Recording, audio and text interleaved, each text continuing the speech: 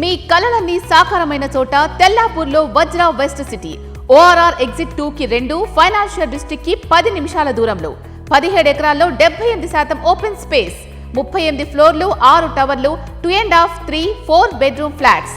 కావలసినంత greenery, mega club house, roof top pool. Complete family life కోసం మీ flat ఈ రోజే బుక్ చేయండి. Contact number 9589587379. Vajra for better living. Welcome to dial news special debate. తెలంగాణలో పురపాలికల ఎన్నికలకు ఇంకా కొన్ని గంటలు మాత్రమే వ్యవధి ఉంది. ప్రచారంలో అభ్యర్థులు ఇప్పటి వరకు హోరాహోరీగా దూసుకుపోయారు. గెలుపు మాది అంటూ ఎవరికి వాళ్ళు అంచనాలు వేసుకుంటోంది. ఈ తరుణంలో ఎవరి తలరాతలు ఓటర్లు ఎలా మారుస్తారు అన్నింటికి మించి కాంగ్రెస్, బీజేపీ, బీఆర్ఎస్ లో అటు కార్పొరేషన్ లో ఇటు మున్సిపాలిటీలో ఎవరు పై చేయి సాధిస్తారు, ఓవరాల్ గా ఎలక్షన్ ఎలా ఉండబోతోంది, గెలుపు తర్వాత ఫలితం ఏ విధంగా పార్టీల భవిష్యత్తును నిర్దేశిస్తుంది అనుకున్న దానిపై ఇన్ డీటెయిల్ గా ఇన్ డెప్త్ గా డిస్కస్ చేద్దాం. లెట్స్ ఇన్వైట్ పొలిటికల్ అనలిస్ట్ వి ప్రకాష్ గారు on to the dial news hot seat with Vijay సాధు. సార్ నమస్కారం. సార్ నమస్కారం విజయ్ గారు. సార్ ఇక కొన్ని గంటలు మాత్రమే సమయం ఉంది బ్యాలెట్ పోరు మొత్తం అంతా కూడా. ఓవరాల్ గా మరి కాసేపట్లో జరగబోయేటువంటి మరికొన్ని గంటల్లో జరగబోయేటువంటి పురపాలక ఎన్నికలపై ఈ వీటన్నిటిపై ఓవరాల్ గా మీ విశ్లేషణ, మీ కామెంట్ ఏంటి సార్? అంటే ఈసారి కొంత బీజేపీ ఎక్కువ స్థానాల్లో పోటీకి నిలబెట్టింది. గతంలో అటువంటి పరిస్థితి లేకుండేది. అయితే పోటీకి అభ్యర్థులు ఉన్నా కూడా కొన్ని ప్యాకెట్లలో తప్ప అంతటా ముఖాముఖి పోటీలే ఎక్కువ కనబడతా ఉన్నాయి. ఎక్కువ సీట్లలో ఇండిపెండెంట్స్ కొంత గట్టి పోటీ ఇస్తున్నారు. ఇప్పుడు 3000 పైన స్థానాలు ఉన్నాయి. అది వార్డ్ డివిజన్స్ కావచ్చు, కార్పొరేషన్ వార్డ్స్ కావచ్చు, మున్సిపల్ వార్డ్స్ కావచ్చు, డివిజన్స్ కావచ్చు. అయితే ఈ 3000ల్లో మనకు దాదాపు ఈ 3 పార్టీలు కూడా 2600, 2700 పై స్థానాలల్లో పోటీలు ఉన్నాయి. అయితే ఒక ఆదిలాబాద్, కరీంనగర్, కొన్ని అక్కడక్కడ వేరే జిల్లాలలో కొన్ని ప్యాకెట్స్లలో మాత్రమే మనకు బీజేపీతో పోటీ బాగా తీవ్రంగా ఉన్నట్టుగా రిపోర్ట్స్ ఉన్నాయి. ఎక్కువ స్థానాలలో కాంగ్రెస్ అండ్ బీఆర్ఎస్ మధ్యనే ప్రధానమైన పోటీ కనబడతా ఉంది. ఇండిపెండెంట్స్ అక్కడక్కడ ట్రయాంగిల్ పోటీ ఇవ్వగలుగుతున్నారు. దీన్ని బట్టి చూస్తే ఏంటంటే జనరల్గా మున్సిపల్ ఎలక్షన్స్, లోకల్ బాడీస్ అన్నీ కూడా అధికార పార్టీకి అనుకూలంగా ఫలితాలు వస్తాయి. ఇప్పుడు కేసీఆర్ గారు ముఖ్యమంత్రిగా ఉన్నప్పుడు కూడా దాదాపు అన్ని మున్సిపాలిటీలు, అన్ని జిల్లా పరిషత్ చైర్మన్ స్థానాలు ఇవన్నీ కూడా బీఆర్ఎస్ గెలుచుకున్నది. 99% కూడా చెప్పొచ్చు మనం. 32 జిల్లా పరిషత్లు ఉంటే 32 బీఆర్ఎస్కే వచ్చినాయి. అయితే ఇప్పుడు అధికార పార్టీగా కాంగ్రెస్ ఉంది. ఆ పరిస్థితి కాంగ్రెస్కు లేదు. అన్ని మున్సిపాలిటీలలో ఏకపక్షంగా గెలుపు వచ్చే అవకాశం కాంగ్రెస్కు లేదు ఇవాళ. దాదాపుగా 50% స్థానాలలో కూడా గెలవగలుగుతుందా అనేది ఒక అనుమానమే కనబడతా ఉంది. చాలా మున్సిపల్ స్థానాలలో బీఆర్ఎస్ ముందంజలో ఉంది. కొంత కరీంనగర్ కార్పొరేషన్లో బీజేపీ వర్సెస్ బీఆర్ఎస్ఏ ఉన్నది. చాలా బీజేపీ ఎక్కడైతే ఫస్ట్ పొజిషన్లో ఉందో అక్కడ కాంగ్రెస్ థర్డ్ పొజిషన్లో ఉంది. బీఆర్ఎస్ చాలా స్థానాలలో ఐదర్ ఫస్ట్ పొజిషన్ లేదా సెకండ్ పొజిషన్లో కనబడుతుంది. 1-2 మున్సిపాలిటీలలో మాత్రమే థర్డ్ పొజిషన్లో ఉంది బీఆర్ఎస్. వ్యక్తుల ప్రాధాన్యత కూడా చాలా ఎక్కువ కనబడుతుంది ఎన్నికల్లో. ఇది పార్టీ ప్రాతిపదికగా జరిగే ఎన్నికైనా కూడా వ్యక్తుల డామినేషన్ గెలుపోవటంలను నిర్ణయించే విధంగా కనబడతా ఉంది. అక్కడున్న ఎమ్మెల్యేల ప్రాధాన్యత కూడా మనకు కనబడతా ఉంది. కాకపోతే ఈసారి మిశ్రమ ఫలితాలే వస్తాయి. ఏ పార్టీ కూడా నాది నంబర్ 1 స్థానం అని చెప్పుకునే పరిస్థితి ఉండదు. అయితే మనము ఈ 3000 డివిజన్లు, వార్డులను మనం కంపేర్ చేసుకోవాలి తప్ప ఈ 100కు పైన ఉన్న మున్సిపాలిటీలలో ఎవరు చైర్మన్ అవుతారు, కార్పొరేషన్లలో ఎవరు చైర్మన్ అవుతారు అనేది కాదు. ఓవరాల్గా ప్రజాబలం ఎవరికి ఉంది అనేది 3000 స్థానాల్లో ఎవరు ఎక్కువ గెలుస్తారు అనే దాన్ని బట్టి మనకు కనబడుతుంది. అట్లా చూసినప్పుడు ఏంటంటే 3వ స్థానంలో బీజేపీ ఉంటుంది, 1-2 స్థానాలలో బీఆర్ఎస్ 1వ స్థానం కావచ్చు, 2వ స్థానం కావచ్చు. ఈ రెండింటి మధ్య కాంగ్రెస్ మధ్యనే మనకు ప్రధానంగా కనబడుతుంది. బట్ గమనించాల్సిన ఒక ముఖ్యమైన పరిణామం ఏంటంటే బీజేపీ పుంజుకుంటున్నది. ఉమ్, దానికి మొట్టమొదటి సంకేతం అన్ని స్థానాలలో దాదాపుగా పోటీకి నిలబెట్టింది. ఇంతకుముందు ఎప్పుడు కూడా ఈ పరిస్థితి బీజేపీకి లేదు. రెండవది, పంచాయతీ ఎన్నికల్లో సర్పంచ్ను గెలిపించుకోవడానికి యోగి ఆదిత్యనాథ్ తీసుకొచ్చిన ఆ పార్టీ ఈసారి ఫడ్నవీస్ని తీసుకొచ్చింది. అంటే చాలా ప్రతిష్టాత్మకంగా ప్రతి ఎన్నిక గెలవాలనే ఒక తాపత్రయం బీజేపీలో ఆ పట్టుదల కనబడతా ఉంది. ఉమ్. ఇక్కడ సార్, మాత్రం రేవంత్ రెడ్డి ఓవరాల్ గా సార్, బీజేపీ పుంజుకుంటుంది అని చెప్తున్నారు. బీజేపీలో కూడా ఆ ఆత్మస్థైర్యం అనేటువంటిది కరెక్ట్ గా కనిపిస్తూ ఉంటుంది. అంటే ఇప్పుడు అన్ని చోట్ల అభ్యర్థులు నిలబెట్టినంత మాత్రాన గెలుపు అవకాశాలు ఎక్కువగా ఉంటాయి, అందుకే కంటెస్ట్ తీస్తున్నారు అనేటువంటి దాన్ని మనము అనుకోవాలా సార్? ఇందాకనే చెప్పాను నేను 3వ స్థానంలో ఉంటుందని.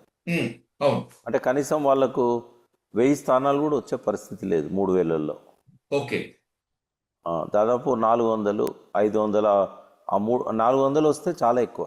అంటే గెలిచినా ఓడినా ఖచ్చితంగా మన ప్రాతినిధ్యం ఉండాలి, మన క్యాండిడేట్ అక్కడ ఉండాలి అనేటువంటిది ఒక స్ట్రాటజీ కావచ్చా? అట్లాగే, ఎందుకంటే గతంలో ఎమ్మెల్యేలుగా నిలబెడదామన్నా కూడా అభ్యర్థులు లేరు ఆ పార్టీకి. ఉమ్, ఇప్పుడు కొంచెం పుంజుకుంటున్నది. ఇప్పుడు మున్సిపల్ ఎన్నికలలో నిలబడ్డ అభ్యర్థులలో కొంతమంది రేపు ఎమ్మెల్యే అభ్యర్థులు అవుతారు. ఓకే. తర్వాత కొన్ని మున్సిపల్ స్థానాలు వాళ్ళు గెలుస్తారు, కొన్ని చైర్మన్స్. అంటే ఆ మేరకు వాళ్ళకు అక్కడ ఉన్న వార్డ్స్లలో కౌన్సిలర్స్ గెలిచే అవకాశాలు ఉన్నాయి. కొన్ని మున్సిపాలిటీలు వస్తాయి. ఒక కరీంనగర్ మీద వాళ్ళ ఆశలు ఉన్నాయి. కరీంనగర్ కార్పొరేషన్ మేము గెలుస్తామన్న ధీమాతో వాళ్ళు ఉన్నారు కొంత.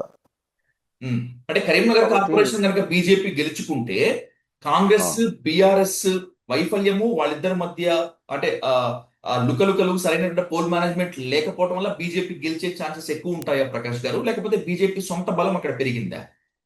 అంటే బండి సంజయ్ మాస్ లీడరు. ఆయన ఎప్పుడైతే కేంద్ర మంత్రి కాగలిగారో, రెండోసారి కూడా ఎంపీగా గెలిచారో, కొంత ఆయన చేసుకోగలిగాడు. కరీంనగర్లో బాగా ఫాలోయింగ్ పెరిగింది.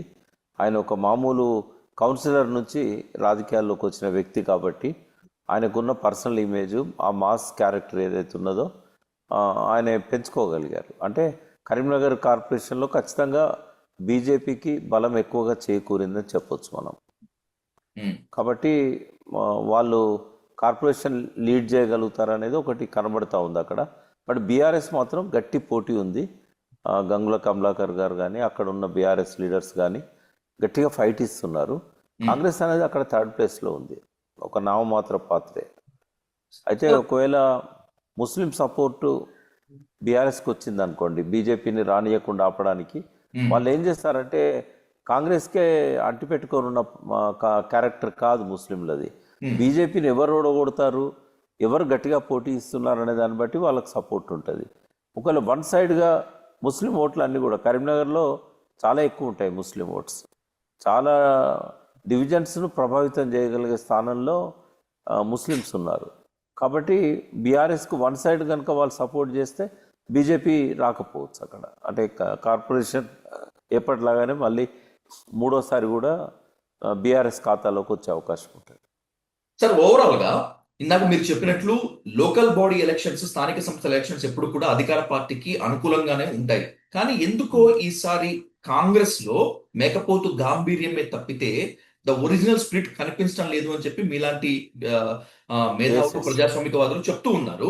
అంటే ఈ వ్యతిరేకత కారణమా, లేకపోతే బీఆర్ఎస్ పుంజుకోవటమా సార్, ఏంటి? అంటే రేవంత్ రెడ్డి మీద వచ్చిన వ్యతిరేకత ఏ స్థాయికి వెళ్ళిందంటే, ఈ కాంగ్రెస్ కంటే కేసీఆర్ఏ బెటర్ ఉండే, ఆయన ఏదన్నా అంటే అది చేసేవాడు. మనకెప్పుడు కూడా ఆయనకు ఆర్థిక సమస్యలు వచ్చినా కూడా ఇబ్బంది పెట్టలేదు, ఏ పథకాన్ని ఆపలేదు, అడగకుండా చాలా పథకాలు ఇచ్చారు. అర్బన్ ఇన్ఫ్రాస్ట్రక్చరు బీఆర్ఎస్ పాలనలో గతంలో ఎన్నడూ లేనంతగా పెరిగింది.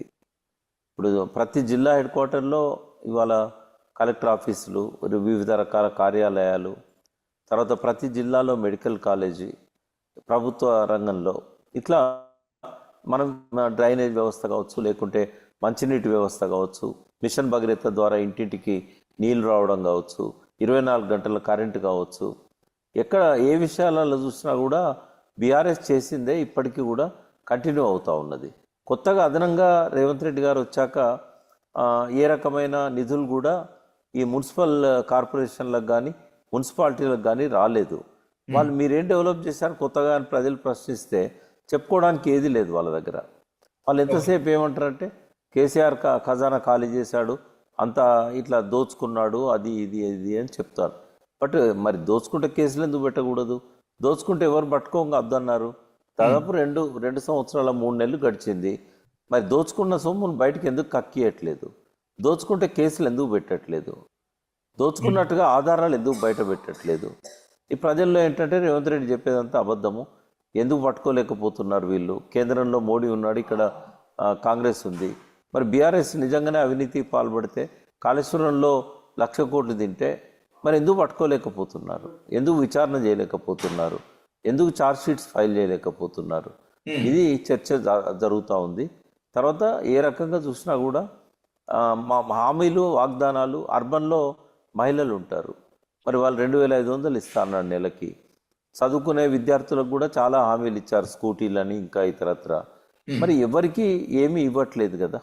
అర్బన్లో ఆ ఓటర్లు అనేది ప్రభావితం చేస్తున్నది. తర్వాత ఈ బూతులు కూడా ఒక స్థాయికి మించి మాట్లాడుతున్నారు రేవంత్ రెడ్డి గారు. దానివల్ల కూడా కొంత ప్రజల లోపల మనల్ని పక్కదారి పట్టించే విధంగా ఇవన్నీ ఉన్నాయి అనేది కొంత విద్యావంతులలో, ఇంటలెక్చువల్స్లలో అది ఉంది, ఆ చర్చ ఉంది. ఇవన్నీ చూసినప్పుడు ఏంటంటే ఈ 2 సంవత్సరాల ఫెయిల్యూర్కి ఈ ఎలక్షన్స్ అనేటివి ఒక ఛాలెంజ్గానే చూడవచ్చు. కాంగ్రెస్ అందుకే చాలా ప్రతిష్టాత్మకంగా తీసుకున్నది.